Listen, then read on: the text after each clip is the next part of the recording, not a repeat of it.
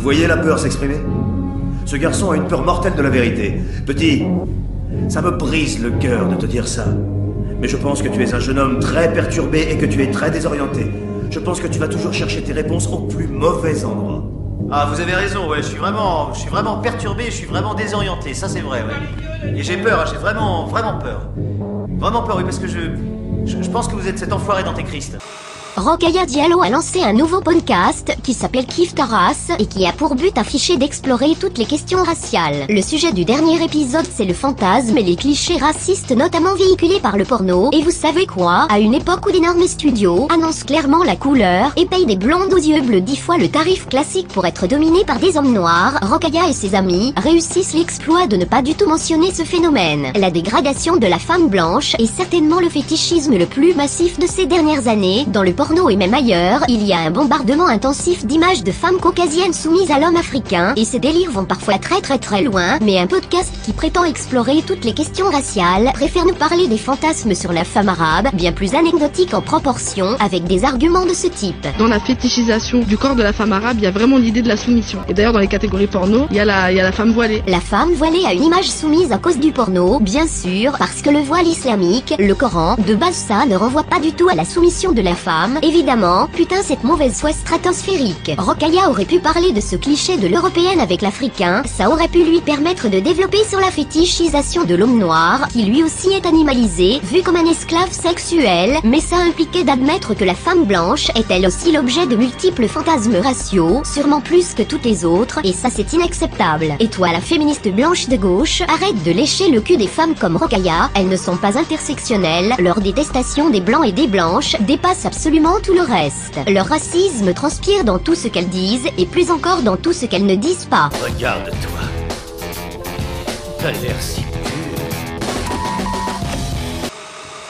Quand on explique aux antiracistes de l'église de sociologie que dans leur très bruyante indignation, ils ne parlent jamais du racisme contre les blancs, ces gens s'énervent comme des défenseurs de la théorie de la terre plate et répondent que les blancs ne subissent pas de racisme, car le racisme ce n'est pas quelques insultes de temps en temps, c'est quelque chose de systémique, un ensemble de discriminations historiques perpétuées par un État. Selon eux, le racisme ne peut donc être qu'institutionnel, et seul un système peut être qualifié de raciste, en aucun cas une personne, une parole ou un geste. Ainsi, un homme qui se fait agresser dans la rue au cri de sale blanc, c'est certes malheureux, c'est éventuellement un acte de haine raciale, mais cela ne peut pas être considéré comme du racisme.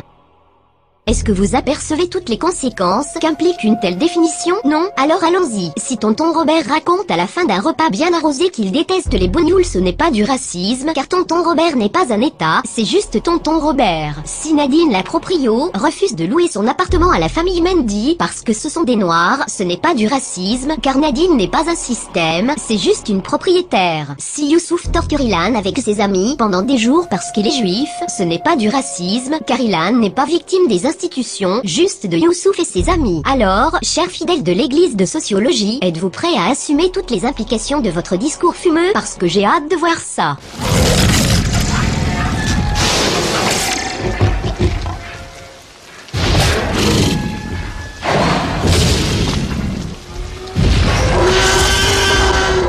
Putain, j'en ai marre d'avoir toujours raison.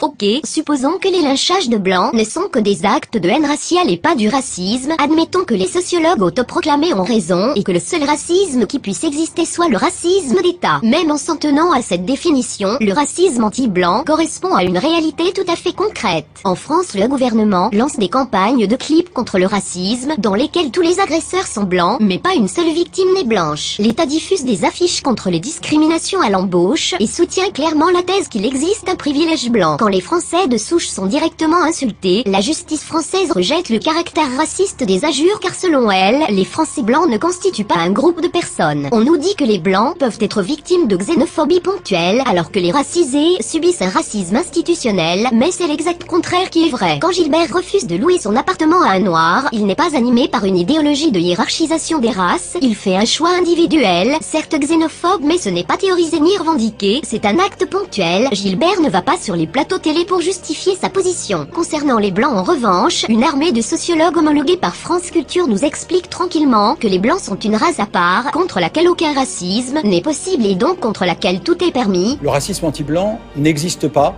pour les sciences sociales. Si vous remplacez juif par blanc dans Mein Kampf, ces professeurs en sciences sociales se mettent à applaudir. C'est tout un milieu universitaire qui, unanimement, rationalise le ressentiment envers les blancs, et c'est précisément cette caution intellectuelle qui fait du racisme anti-blanc un racisme bien plus systémique que celui de Gilbert qui n'aime pas les noirs. Le seul racisme d'État qui existe en France en 2018, c'est celui qui est promu dans tous les amphis de toutes nos universités et sur toutes les chaînes du service public. Pourquoi tu portes ce déguisement de lapin ridicule?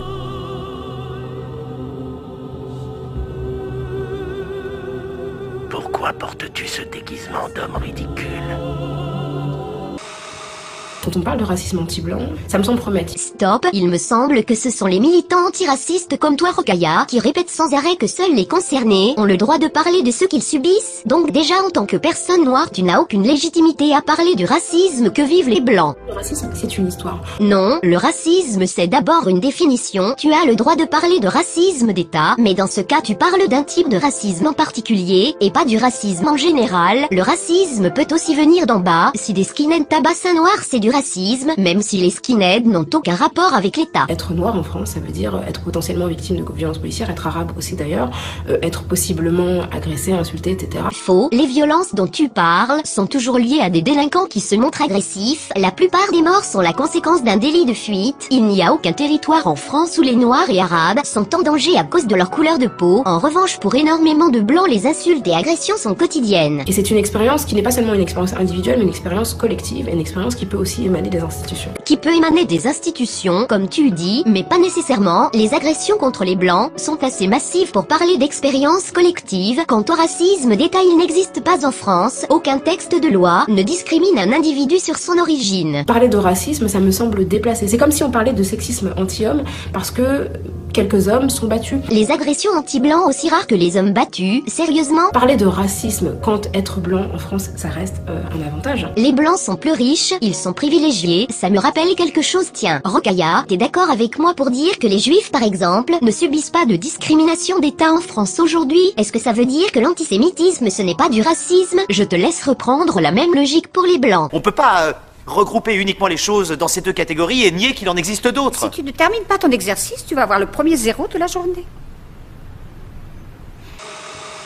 Il n'y a pas d'oppression déracisée envers les blancs dans notre société. Le racisme à l'égard des blancs n'est pas systématique. Donc le racisme anti-blanc est une invention, il n'existe pas. Ne parlez jamais de racisme anti-blanc avec ces gens, les fidèles de l'église de sociologie. Ils vous expliqueront que vous n'êtes pas légitime pour discuter de ces sujets. Ils vous inviteront à lire des livres ou aller à l'école. Et l'ironie de la chose est qu'en agissant ainsi, ils se rendent coupables de racisme de l'intelligence, concept du célèbre sociologue Pierre Bourdieu, qu'il définit comme un racisme de petits bourgeois, qui justifie son monopole culturel par la possession de titres scolaires censés être des garanties d'intelligence. Passons aux choses sérieuses. Le racisme ne saurait être réduit au racisme d'État. Si racisme d'État et racisme étaient des synonymes, alors l'expression racisme d'État serait un pléonasme. Les négationnistes du racisme anti-blanc ont chacun leur raison de défendre le racisme d'État comme seule et unique définition valable du racisme. Du côté des blancs, on veut préserver l'exclusivité intellectuelle, on baigne dans un marxisme mal digéré au fond d'un amphi de fac de lettres et on se sent philosophe, alors on méprise ces beaufs qui votent Marine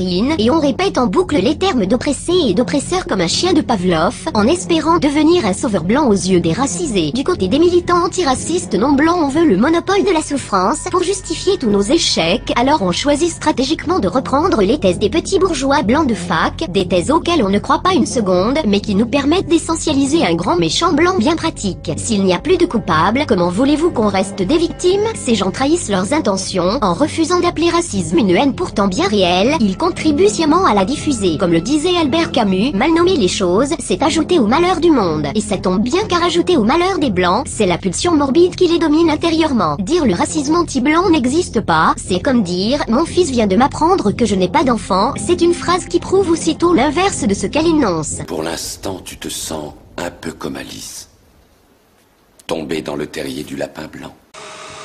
Il n'y a pas de théories en France qui ont hiérarchisé sur le plan racial et qui ont dit les blancs sont inférieurs.